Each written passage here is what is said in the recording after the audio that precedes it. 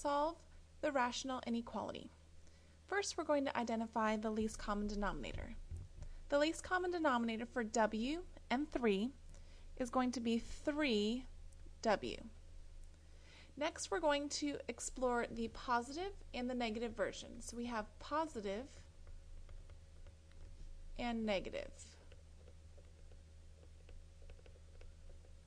Okay, so if w was a positive number, we're going to have 5 over w is less than 10 over 3, and we're going to multiply both sides by the positive 3w. Okay, notice I did not change the direction of the symbol because I don't need to change it if it's positive. Okay, I'm going to cancel the w's here and cancel the 3's here, so I'm left with 15 is less than 10w. So that means that 15 over 10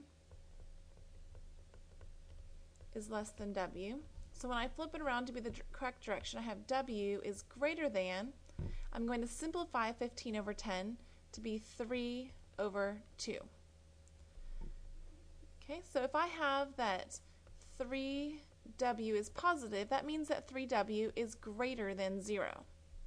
So that means w is greater than 0. So when I combine these two would indicate to me that w must be greater than 3 over 2, because that would include this as well as this. Okay, so greater than 0, but also greater than 3 over 2 means it must be greater than 3 over 2. For the negative version, if I have 5 over w times 3w is greater than, because if it's negative I would have to flip the sign, 10 over 3 times 3w.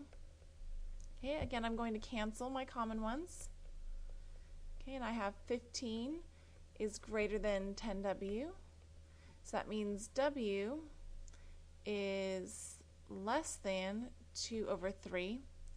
But I also have to consider that I'm saying that 3w is a negative number, so it's less than 0, so w must be less than 0.